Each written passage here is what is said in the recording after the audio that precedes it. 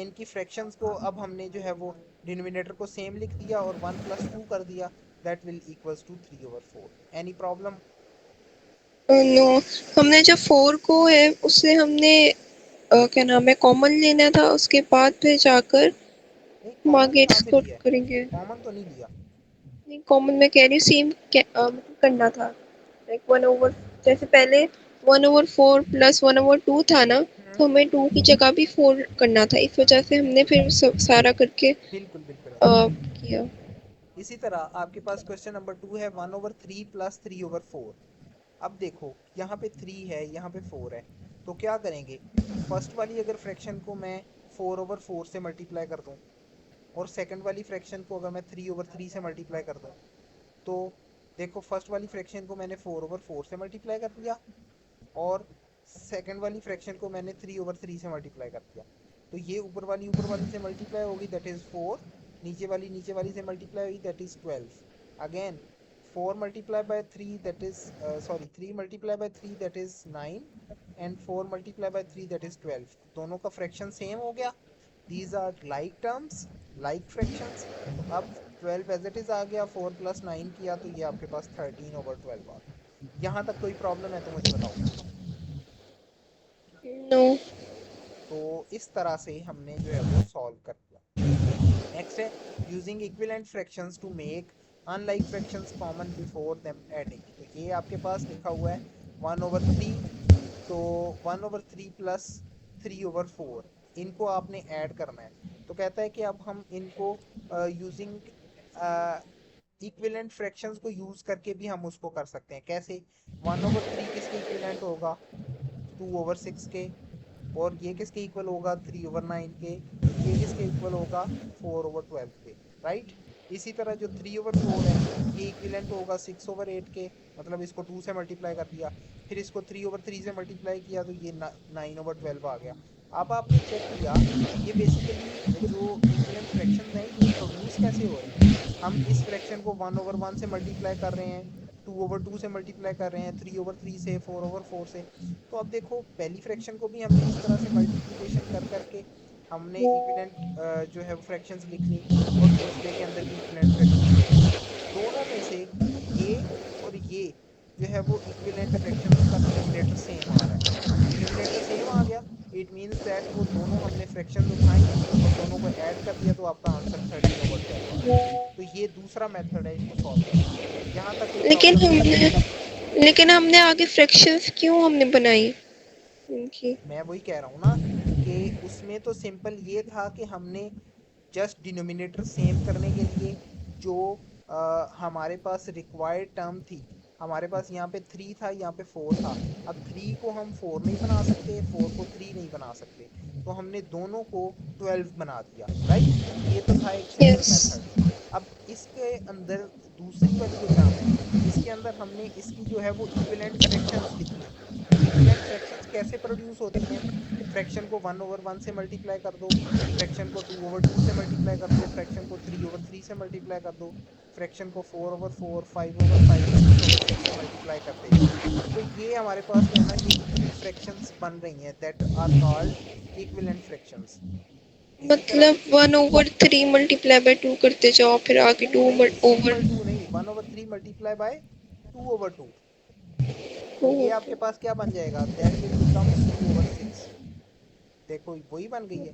अगर 1/3 को यस। आप 3/3 से मल्टीप्लाई कर दो तो ये आपके पास एक अदर इक्विवेलेंट फ्रैक्शन बन जाएगी, दैट इज 3/9। तो इस तरह से 4/4 से मल्टीप्लाई करोगे तो ये बन जाएगी, 5/5 से मल्टीप्लाई करोगे तो ये, इस तरह से इसकी इक्विवेलेंट फ्रैक्शंस निकल आई। देन उसी तरह से दूसरी फ्रैक्शन की आपने इक्विवेलेंट फ्रैक्शंस निकाली। फिर आपने चेक किया कि इन दोनों इक्विवेलेंट फ्रैक्शंस में से जो आपके पास जिन वो इक्विवेलेंट फ्रैक्शंस जिनका जो डिनोमिनेटर सेम है उनको आपने जो है वो ऐड कर दिया तो आपका आंसर आ गया। यहाँ तक कोई प्रॉब्लम है? नो। Okay good. देन आप जो है वो इसका एलसीएम भी फाइंड कर सकते हैं। एलसीएम तो आपको लेना आता है ना, अभी पीछे पढ़ा था। जी। फिर कहते हैं यूजिंग लोएस्ट जी। Common multiple LCM to solve addition of fractions problems. तो ये आपके पास दो टर्म्स हैं, फ्रैक्शंस हैं, इसको आपने ऐड करना है यूजिंग एलसीएम। एलसीएम लेते हैं।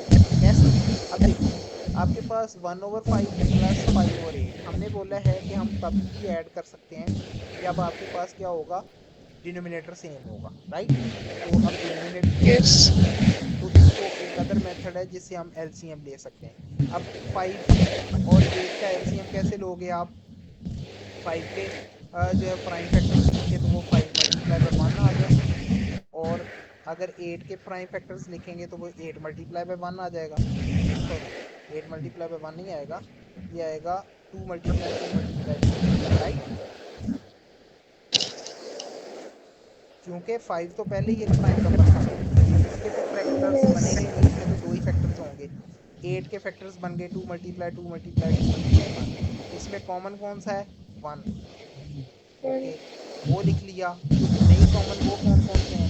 2 मल्टीप्लाई 2 मल्टीप्लाई 2 मल्टीप्लाई 8, सॉरी 5। तो अब इन सबको मल्टीप्लाई करेंगे तो क्या आंसर आएगा? 5 2 जार 10, 10 2 जार 20, 22 जार 40, 41 जार 40। 40। इसका मतलब इसका एलसीएम क्या आ गया? 40। 40। समझ आई एलसीएम कैसे लिया है मैंने? उसी पिछले तरीके से लिया जो अभी हमने पहले सॉल्व किया हुआ था। अंडरस्टूड? यस। अब एलसीएम हमने लिख लेना है फ्रैक्शन के नीचे डिनोमिनेटर के अंदर। अब फिर ये टेक्निकल काम है, अगर समझ ना आए तो दोबारा पूछ लेना। अब आपने क्या करना है, फर्स्ट फ्रैक्शन लेनी है 1/5, इसको मल्टीप्लाई करना है एलसीएम के साथ, तो क्या आंसर आएगा? 5 1 जार 5, 5 8 जार 40। तो 8 और 1 आपस में मल्टीप्लाई होंगे तो आंसर क्या आ जाएगा? 8। वो आपने फर्स्ट कॉर्नर में लिख लिया। फिर आपने दूसरी फ्रैक्शन लेनी है 5/8, इसको मल्टीप्लाई करना है किसके साथ? एलसीएम के साथ। तो ये बन जाएगा 8 1 जार 8, 8 5 जार 40। तो अब ये 5 और 5 आपस में मल्टीप्लाई होके 25 बना देंगे, तो ये 25 आपका दूसरे कॉर्नर में आ गया। फिर इन दोनों को ऐड करेंगे तो आपका आंसर आ जाएगा। Is it okay? यस। यहाँ यहाँ तक कोई? पर जी ये जी। जो यहाँ पर आपने 8 का लिया है उसको एलसीएम लेने के लिए हाँ 8 हाँ, के 2 multiply by 2 prime multiply by 2 factors लिखा है। कैसे लिखे जी। हैं? ये 8 है, इसको 2 से डिवाइड किया, 2 4 जार 8, देन 2 से डिवाइड किया, 2 2 जार 8 4, फिर 2 से डिवाइड किया, तो ये आपके पास जो है वो बन जाएगा 2 1 जार 2, ये बन गया। समझ आ गई? जी। ओके, यहाँ तक कोई प्रॉब्लम है तो मुझे बताओ। देन इसी तरह से मेथड सेम है, सिर्फ अब हमने जहाँ पे ऐड की टर्म्स को वहां पे हम सब्ट्रैक्ट करेंगे। तो सबसे पहला मेथड क्या है कि लाइक टर्म्स थी तो उसके अंदर डिनोमिनेटर एज इट इज आ जाएगा, न्यूमिनेटर्स को सब्ट्रैक्ट कर देंगे तो 3/7 बन जाएगा। Okay, yes. अब आपके पास जो है वो दो डिसलाइक टर्म्स आ गई, दोनों का फ्रैक्शन जो है वो 3 और 4 है। पहले फ्रैक्शन सेम किया, अब फ्रैक्शन सेम आप दो मेथड से कर सकते हैं, एक तो मल्टीप्लाई करके 4/4 से और 3/3 से, दूसरा आप इन पहले वाले की भी जो है वो इक्विवेलेंट फ्रैक्शंस लिखोगे, दूसरे वाले की भी इक्विवेलेंट फ्रैक्शंस लिखोगे, उस तरह से भी कर सकते हो। और जो थर्ड सबसे बेहतर मेथड है वो एलसीएम का है। फिर आपने 3 और 4 का एलसीएम लिया, the LCM of 3 and 4 is 12 according to this method, तो फिर आपने 12 लिख दिया। फिर आपने क्या करना है, अगेन 2/3 को मल्टीप्लाई किया 12 के साथ, तो आपका आंसर क्या आया? 3 1 जार 3, 3 4 जार 12। ये आपके पास फर्स्ट कॉर्नर में 8 आ जाएगा क्योंकि 2 multiply by 4 that is 8, and second corner के अंदर क्या आ जाएगा? दैट इज ऑल्सो, यहाँ पे तो 12 था फ्रैक्शन में, तो फर्स्ट कॉर्नर के अंदर 8 आ गया, माइनस सेकंड कॉर्नर के अंदर क्या आ जाएगा? That is 1/4 multiply by 12। तो 4 1 जार 4, 4 3 जार 12, 3 1 जार 3, तो ये आंसर आ गया। तो इसको सब्ट्रैक्ट किया तो आपका आंसर आ गया 5/11। यहाँ तक कोई प्रॉब्लम है तो मुझे बताओ। तो जैसे जैसे हमने ऊपर मेथड्स यूज किए थे वैसे वैसे यहाँ पे मेथड यूज करेंगे, लेकिन वहां पे हमने ऐड किया था, यहाँ पे हम सब्ट्रैक्ट कर देंगे। Any problem? जी। यहाँ पर हमने मतलब यहाँ पे हमने एक दूसरे को लाइक माइनस के साथ किया है, हमने यहाँ पे 3 के साथ किया है या 4 के साथ किया है? क्या 3 के साथ या 4 के साथ? मतलब आप एक दफा दोबारा इसको एक्सप्लेन करते देखो ना, हैं।